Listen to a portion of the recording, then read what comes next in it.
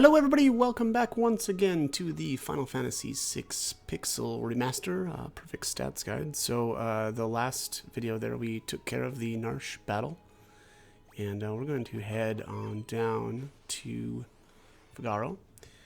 Now, I don't know if the initial trip down this direction, right, with Locke and Terra, I don't remember if I got this specific formation, but this one's fine. There's no reason not to take that, and honestly, ideally, that would be one that you grab. Now, I accidentally had auto battle set on, so I had to unfortunately reload my game here, and then I just ended up going into the castle because I didn't get into another random encounter after that. So that was my bad, but so now that we've got Sabin and Edgar are together here, obviously I've got Gao as well as Locke.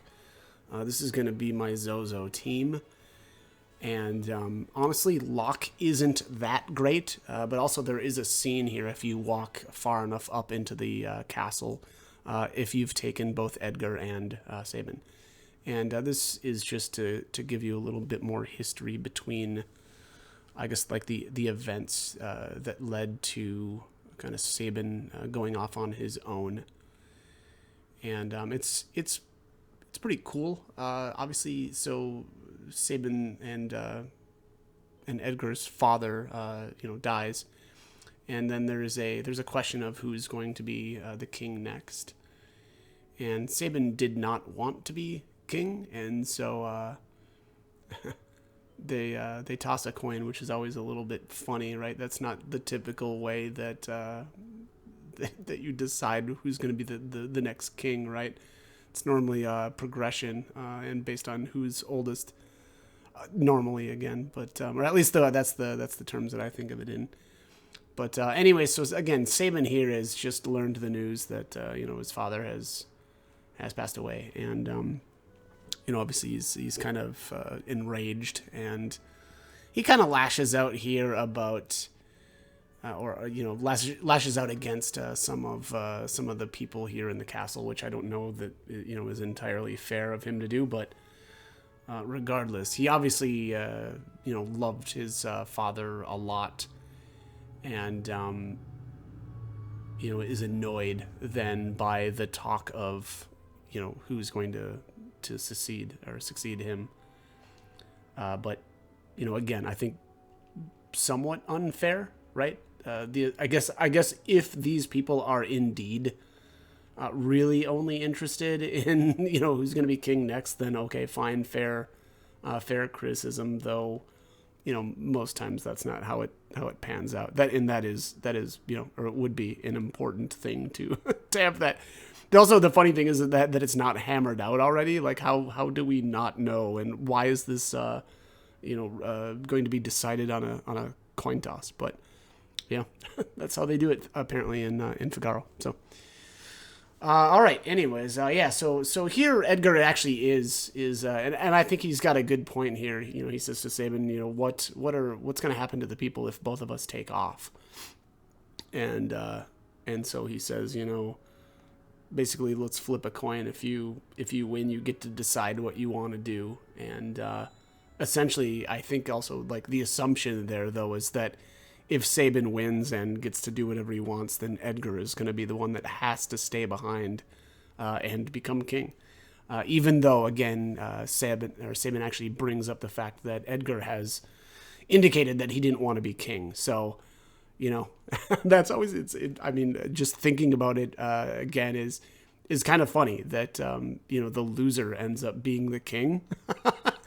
Not typically the way that you would, or that things play out. Usually people want to be king. So maybe that's what makes them both, or would have made them both, like, decent at it, right? Like, they're not power hungry, and just want to take advantage, right? They genuinely care. Obviously, Edgar, essentially arguing that they shouldn't abandon the people, right? And again, I think that makes him, better. Which then is also funny that, Kefka tries to criticize him earlier on in the game by saying that he's basically leaving his people behind when, he brings his soldiers, which is, I don't know. I thought that scene is still kind of funny. You know, little does he know that, you know, they're going to pull a fast one, and everything is going to end up being fine.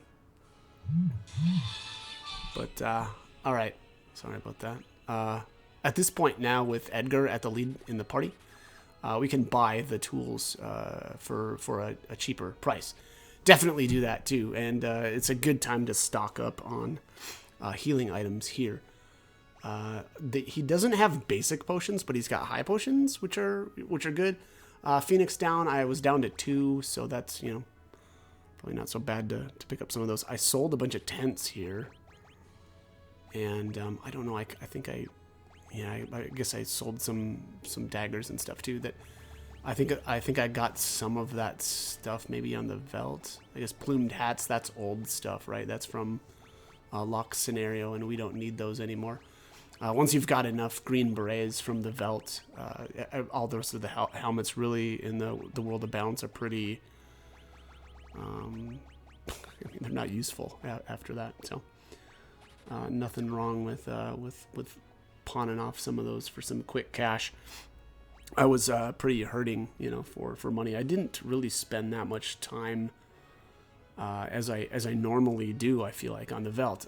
Part of it though was just because I, you know, did so much work beforehand on making sure that I wasn't getting excess formations, right? So then I was able to cycle the Veld a lot faster and learned, you know, the Veld or the rages a lot faster than I normally would. So I just didn't spend that much time, and thus didn't end up with again as much cash as I probably normally would.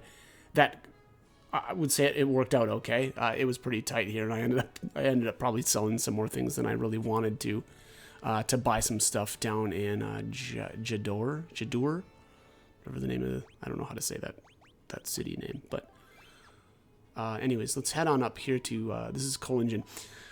Collingen here, we can actually recruit Shadow right now. I definitely do not recommend doing that, and obviously we don't have space for him anyway, so we would not be able to hire him. Back at the back side of that house there's kind of a hidden door with a green beret. I've got plenty of those already, so I'll just end up selling that one. But those are, you know, they're great because they're worth a lot of money. So that's, I think, what I'm going to end up doing here. And let's take a look. I don't remember if there was anything worth buying. Air knife, chain flail, moonring blade. Yeah, I don't know. Not really looking at like anything that there was. Here I actually did buy these twist headbands. I question whether or not that was that wise. I mean, the stats are not as good. You lose a bunch of just regular evade if you decide to go with these as opposed to the green berets. The reason I think why I did that was it just gives you a little bit more agility, and I don't think it's really worth it. I guess there's a little bit of strength on there as well, but I don't know. I don't think that those are really worth it. I think that the green berets are just better.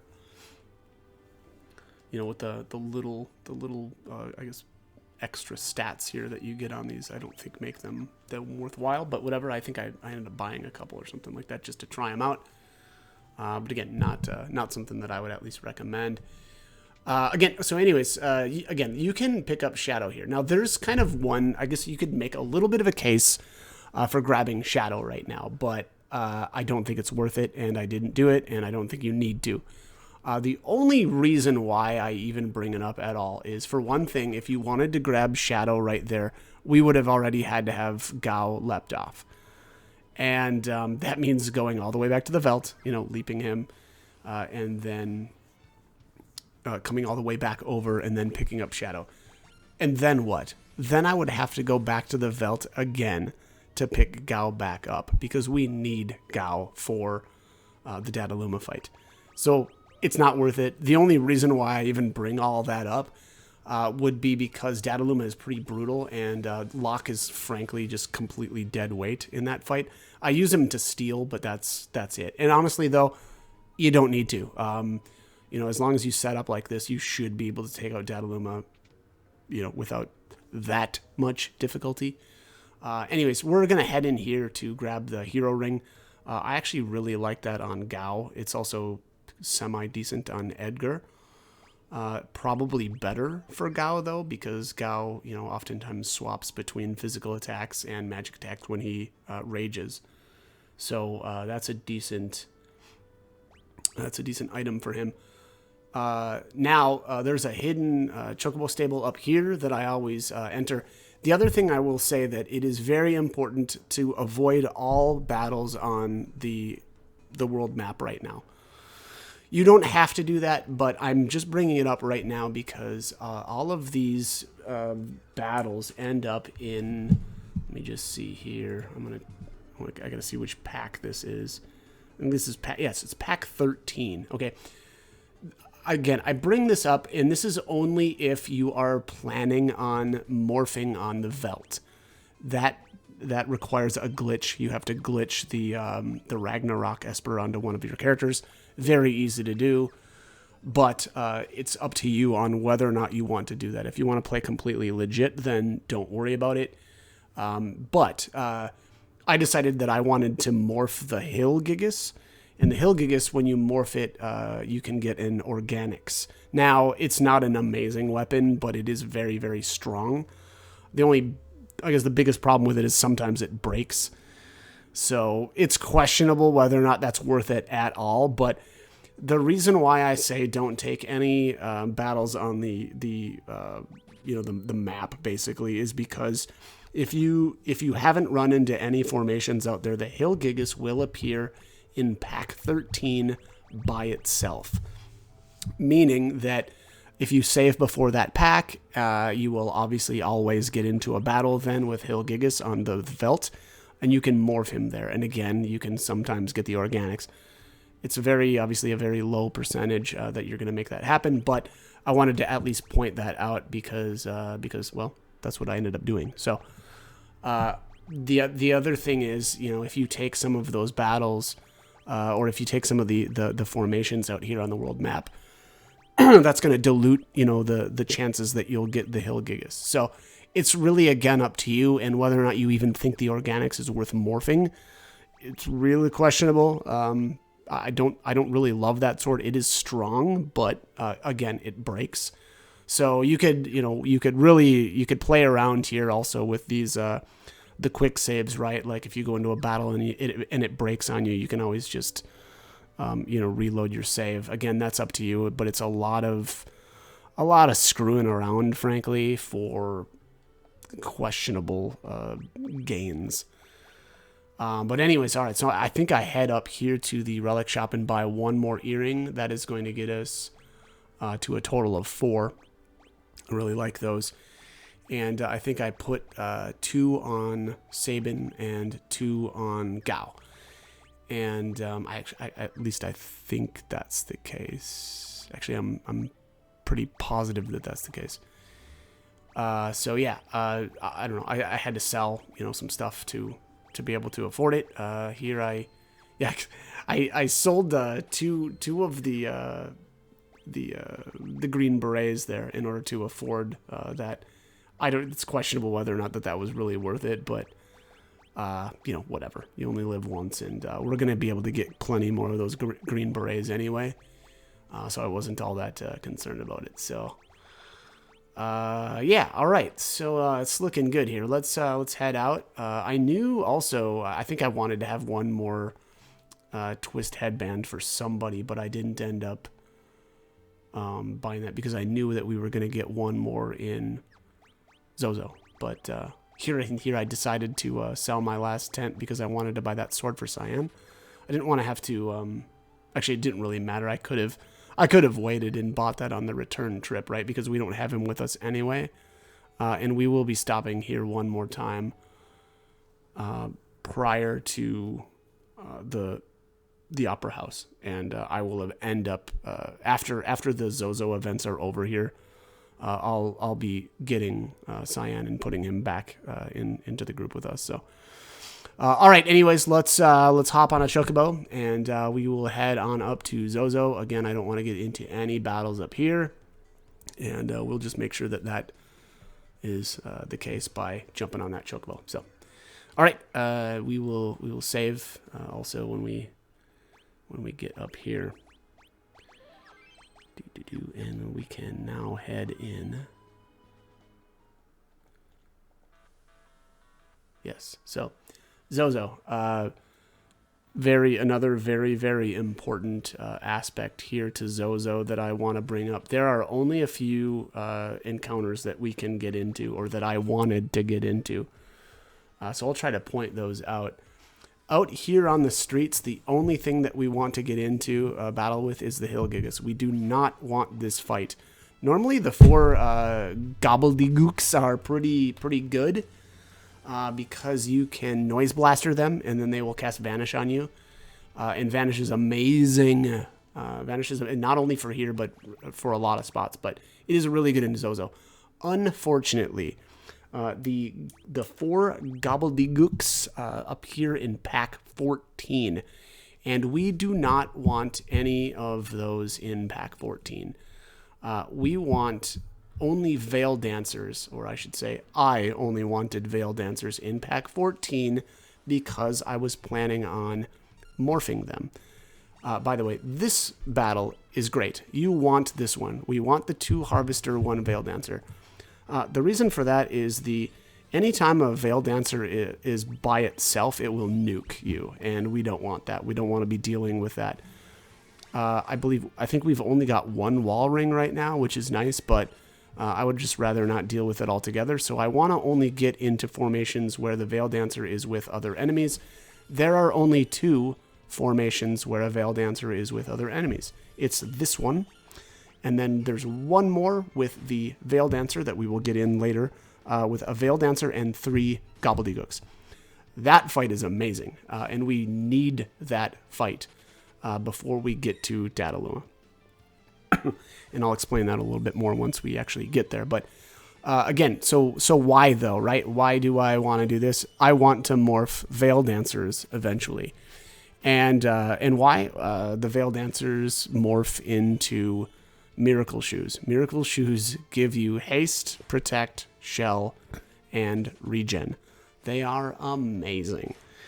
And so what we want to do is we want to make sure that when we come across them on the Veldt, I should say when we come across pack number 14, we want to only have the Veil Dancers in pack 14. Again, that way you can save before that battle, and then you can enter the battle, and you will always come across either the Veil Dancer with the 2 Harvesters here, or the Veil Dancers with the 3 gobbledygooks.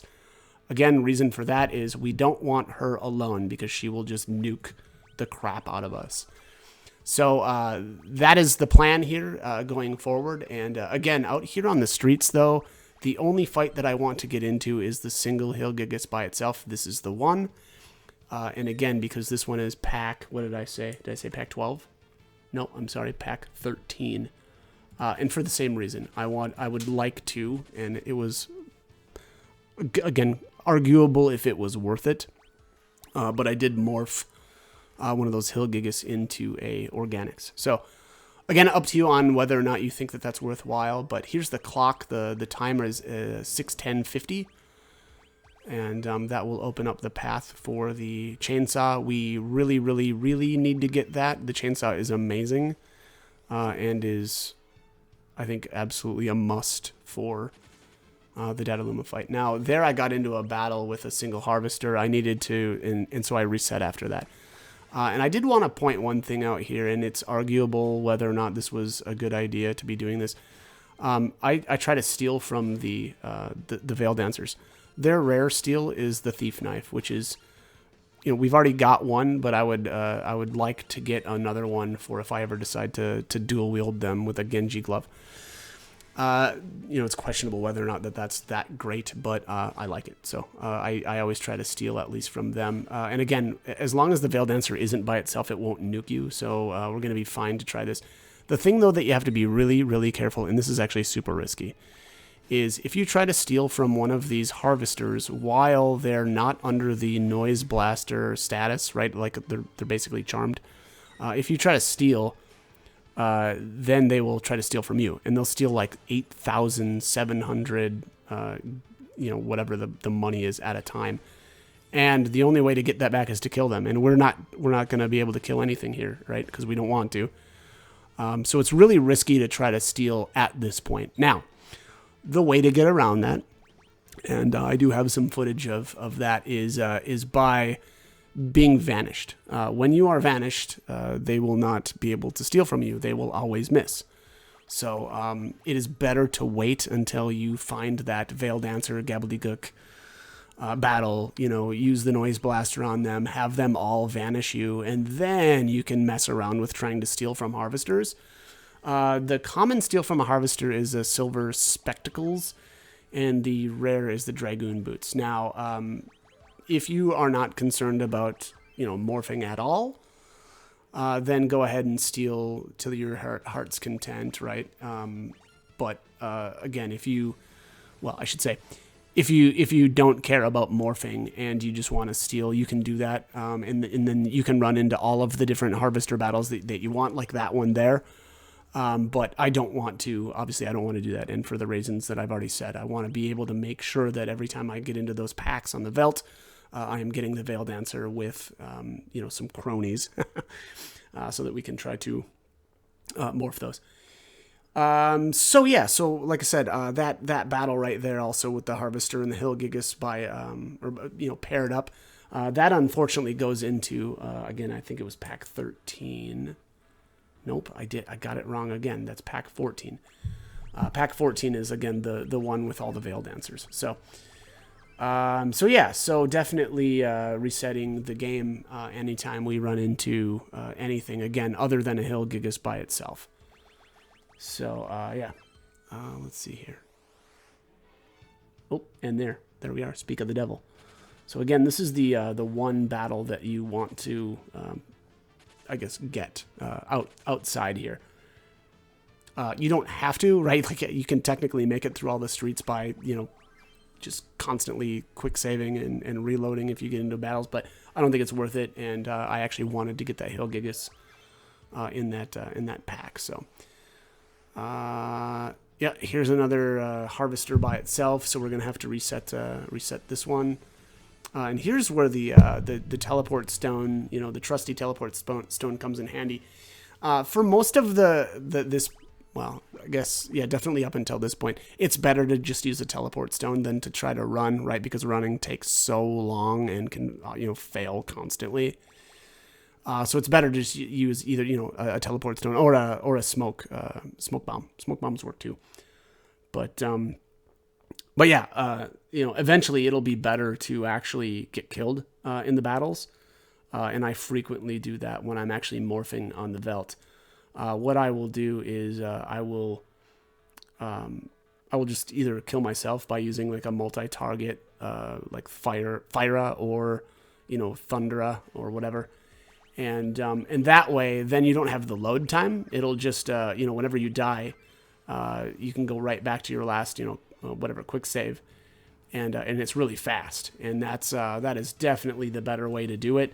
It's just that right now it's actually sometimes kind of cumbersome to get yourself killed off. So, so I try not to, or I just make sure that I'm using like a teleport stone to get out of these battles. And then I'll just reset. So, just like that.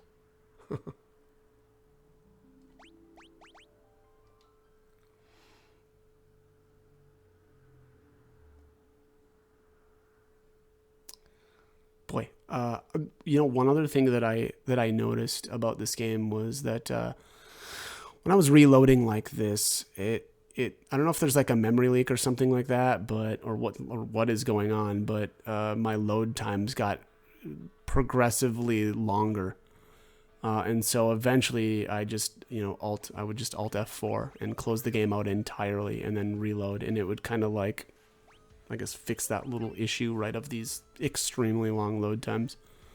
So keep that in mind. Sometimes that happens. It just kind of sucks, but it is what it is. All right, how are we looking here?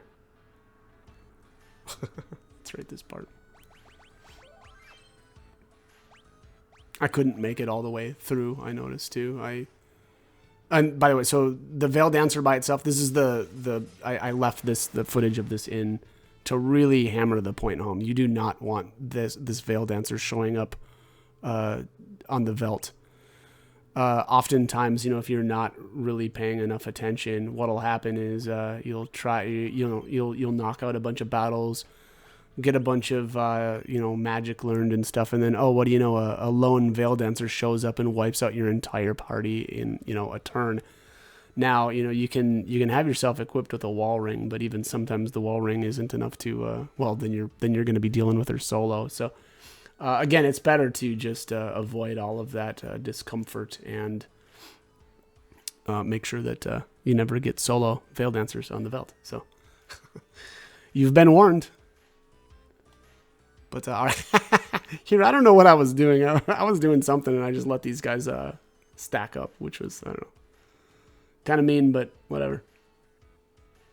These guys are jerks anyway. They're all liars, right? That's what you get. I actually kind of wish I would have talked to a bunch of these guys here that are all lined up, because I just don't remember what anybody else says. The theme, obviously, of Zozo, and I guess I never brought this up, was that everybody's a liar, right? And that's how you figure out the time that you're supposed to set the clock to. It's a pretty big puzzle, and it's actually really, really cool. It's, as long as you know that everybody is, not telling you the truth. It's, again, I thought it was really, really cool. The first time I should say it was very frustrating the first time I came here because I didn't understand what was going on.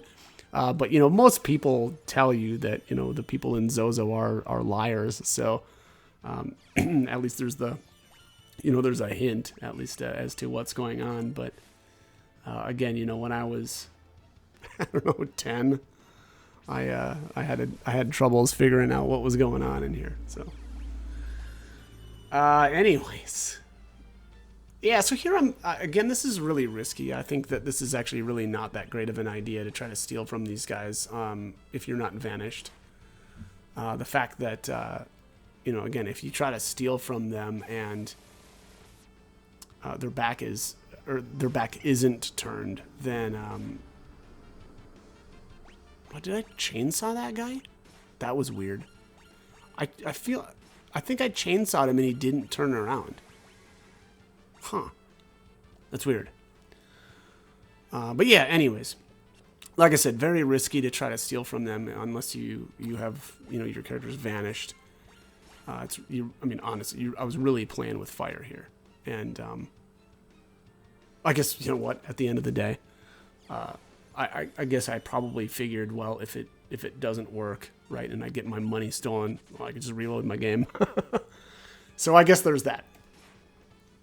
Also, again, like I said, the silver specs go for, or you can sell those to the store. I think that they're garbage, right? They're a garbage relic, but you can sell them to the store for 250 gil. And then again, the Dragoon boots are really, so that's their rare though, and it's really tough to get a hold of those, but it's an interesting relic. It's just, and also it sells for quite a bit if you decide that you want to sell them instead. So that's where the real money is at, is those Dragoon boots. But all right, anyways, let's keep heading in here. Here I thought, if I remember correctly, pretty lucky here. There's the Brigand's Glove. That turns steel into mug. I generally don't like that, actually. I think I liked that more the first few times I played the game, but especially for these lower level walkthroughs, I really don't care about dealing the damage and stealing at the same time. And also, you can kind of do that with a thief knife, kind of. It isn't always successful, but I would rather have something like the Hermes sandals and the thief bracer, right? I'd rather get my turns more often and have a higher chance of stealing than do the little pathetic damage that Locke can do with that Brigand Glove. This is the fight. This is the one. This is the one that we absolutely need to make use of the gobbledygooks here. There I sold another high potion. Unfortunately, I never ended up getting the thief knife on this pass through from the Veil Dancers, but that's okay. It wasn't the end of the world. But that said, again, you need to use the noise blaster. There's some tricks here as well. So what you want to do is anybody that is not vanished, you want to, obviously you want to do noise blaster basically every turn with Edgar. The other characters that haven't been vanished yet, you want to defend with them. And then anybody that is vanished, you want them to run away. The reason for that is you don't want your characters that are already under the vanish effect, other than Edgar, again, because he needs to keep using Noise Blaster. You want to reduce the amount of potential targets. And so anytime one of my characters gets vanished, I try to get them to run. But you also want to make sure that your other characters who aren't vanished don't run away. So again, the characters that are not vanished yet, just use the defend command. And then try to run with the characters that already have it. And that will speed up this process of getting everybody vanished. And you really need everybody to be vanished. And the only thing that really can screw you over right now, again, is a single Veil Dancer, which we don't want to run into them anyway. And so if we were to have that happen, I would just let her nuke you and you know, just be done and reload your game and try to get another, you know, or a different formation. So here I am. I actually am going to steal, and this is when stealing makes the most sense. Is when everybody's vanished, or at least Locke is vanished, because that is going to make it so that these guys can't steal from us. So that is exactly what I'm doing here. I couldn't get Sabin to run away.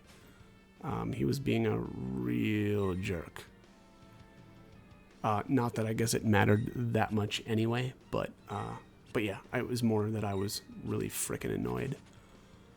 But yeah, Locke stole from everybody by the time that, you know, Sabin could even run away.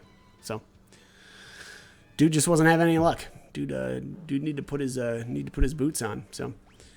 All right, we're looking really, really good here. So we've got all of the Veil Dancer formations that I wanted to run into. I got the Veil Dancer Gobbledygook, obviously right there. The Veil Dancer Harvester, I should say Veil Dancer Double Harvester. And then I've got the Hill Gigas on the outside. So everything is looking really good. We'll just keep it up. And there we go, another Hill Gigas again. So that one's fine. We don't need to reset our game or anything like that. We can just... finish this battle out. I think this was the one that I decided to steal from him. I think. We'll just see here.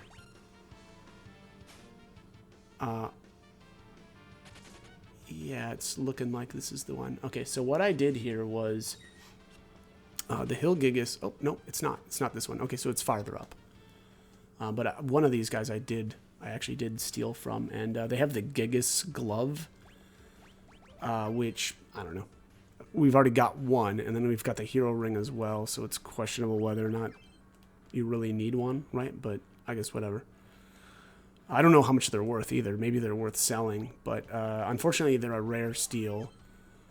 But it's the only thing that they've got as well, so if you do get a successful steal, then you're going to steal it. And then the other thing on top of that is that I think you're completely invulnerable to them as long as you are vanished. So again, if you're hurting for cash or you just want one to keep, go ahead and steal from those guys. What I would do is, and what I did eventually here when we get to the footage, which is coming up here in a second.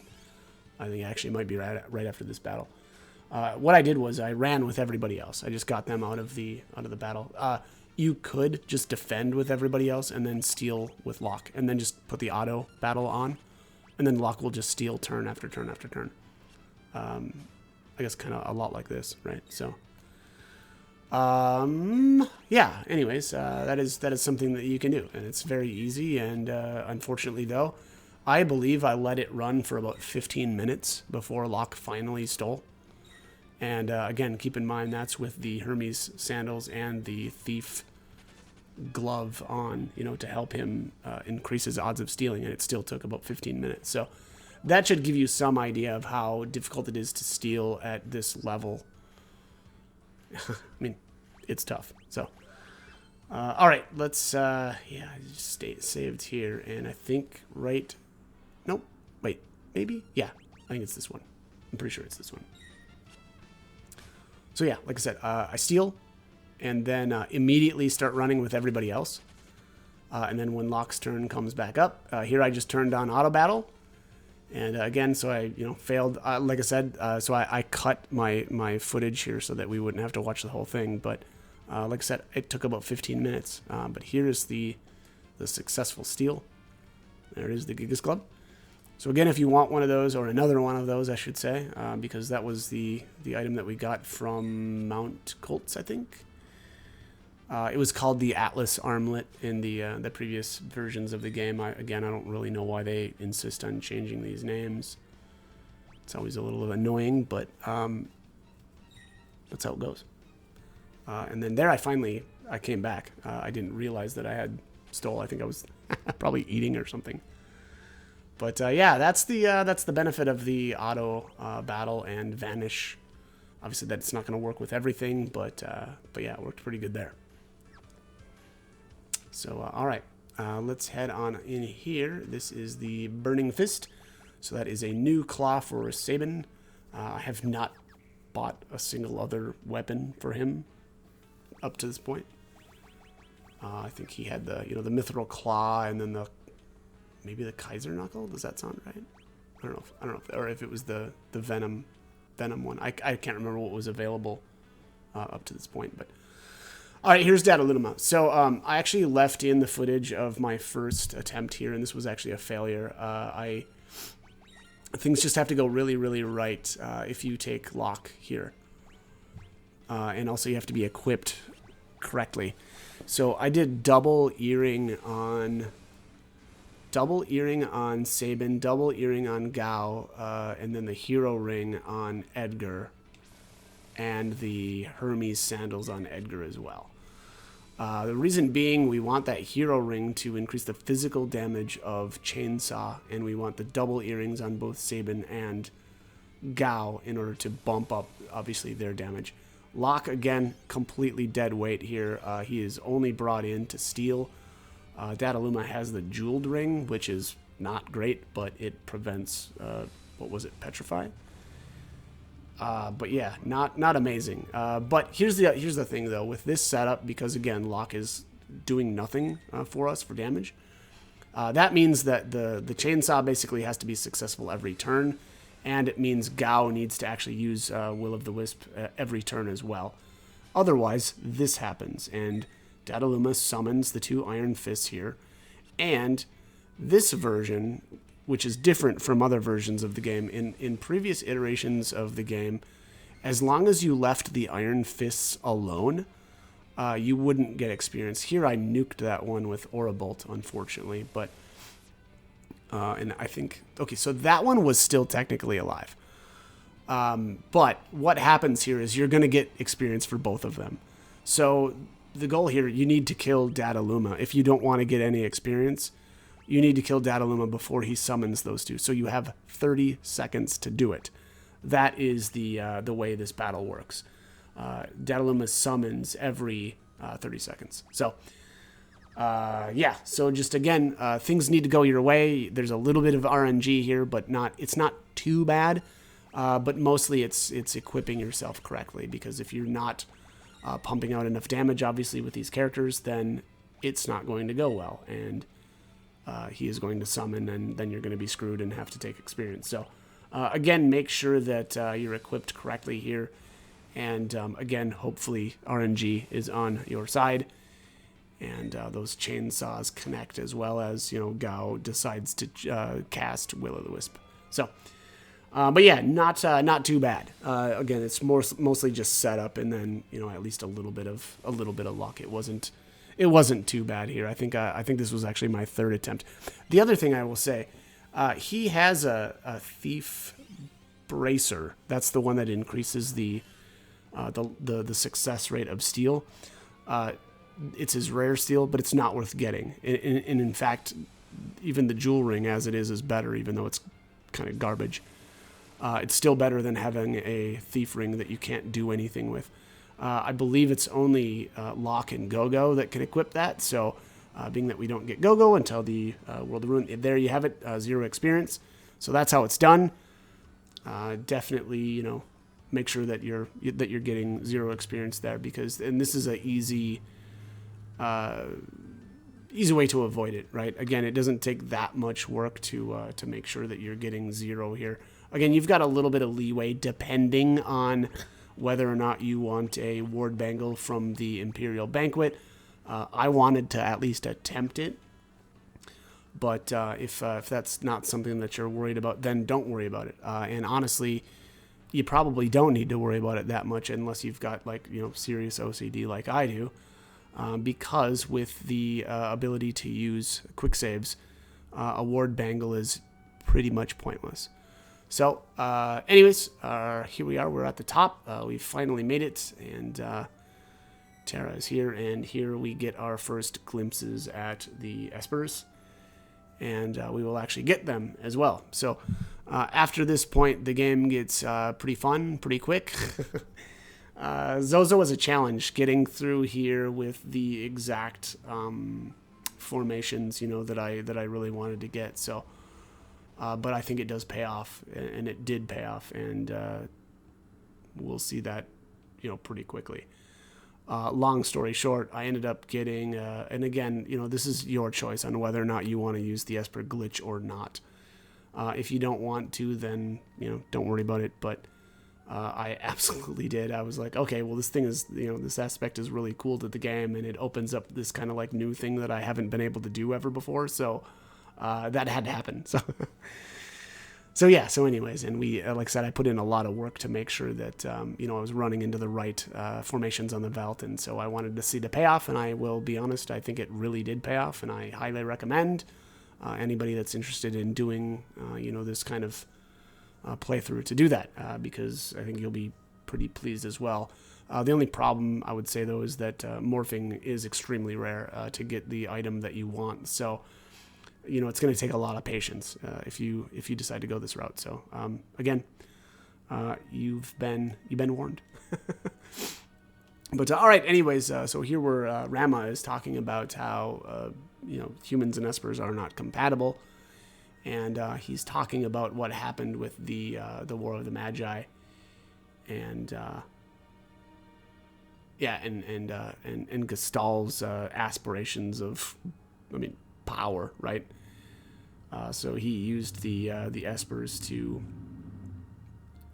create a very, very powerful army, and so he was extracting their magic, and so the Espers realized what was happening, and their Rama says they forced the humans out. So that is the story of and that'll be expanded on a little bit later as well. Here, obviously, also Tara doesn't really understand what's going on. She, doesn't understand what she is, and so she has a little bit of a. It's kind of like a mental breakdown. I guess that's how I see it. And so she's here with Rama, and Rama is trying to help her kind of come to terms with what she is and how to, kind of deal with her powers, I guess. So what can we do to help her? Yes. Okay. So Rama is basically laying out the goals here going forward. Obviously, we want to help Tara, and the way to do that is to go to the Magitech facility. And not only shut it down, but also Rama is saying that there might be an Esper there that can help. So that is what we will do. So here he's explaining also that Gestal's method of extracting magic from the Espers is wrong, and that Espers need to be chained or turned into Magicite instead, to fully convey their power to others. And that is exactly what Rama does here, and he's got 3 other Espers that he does the same thing with. And so now we will be able to equip these Espers. Unfortunately, none of these ones. Although I guess it doesn't really matter that much because we haven't recruited everybody, but none of these ones, unfortunately, gives us that much for stats. Now, one of the things I'll just point out here that is a little bit different from like the PlayStation version is that at this point you would be able to actually what we would do is we would leap Gao off on the Veld, then you'd go grab Shadow, and then level one time with Shadow with the, I think it was the Stray Esper. Or no, I'm sorry. I think it's Ketchi. I think that's the one that's got magic +1. But that's changed a little bit, and we're not gonna do that. And I'm not gonna level for quite some time with anybody. I ended up going to the Velt first, and then yeah, we'll level a little bit later. But the important thing is to leap Gao off first, and actually right now though also is where I do. I should say right after this and after I go to the Velt is when I started to do all of my morphing, right? Again, I think it made more sense to do it right now because we've got our packs on the Velt the way that I wanted, and it would do us the most good, right? We'll get the most out of those morphs by taking care of that now. So I don't know if it's going to be the next video or a couple of videos coming up. But I will you know, point out the things that I really thought that were worthwhile to morph, as well as kind of show them off. And then here, so on our way down, we're just kind of discussing what we need to do. And the idea then is to go to Jador to figure out how to get to the southern continent. But that's not something that we're going to do for quite a while yet. Again, it'll probably be, I don't know if it'll be probably 2 or 3 videos from now. Because again, we're going to make a pit stop on the Velt and do some serious morphing.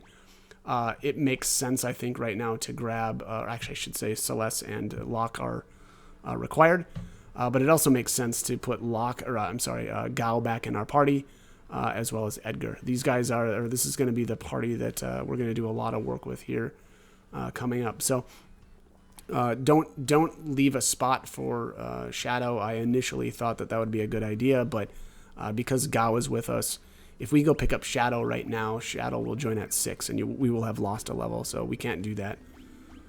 So here, this ghost just explains a little bit about Espers. There's not much to it. It's just go to the Esper command and equip them. And then he does bring up the fact that you know, you get some stat gains with certain Espers when you level. So anyways, I'm out of time for this one. As always, I hope the guide was helpful and hope you join me for more videos. Thanks for watching.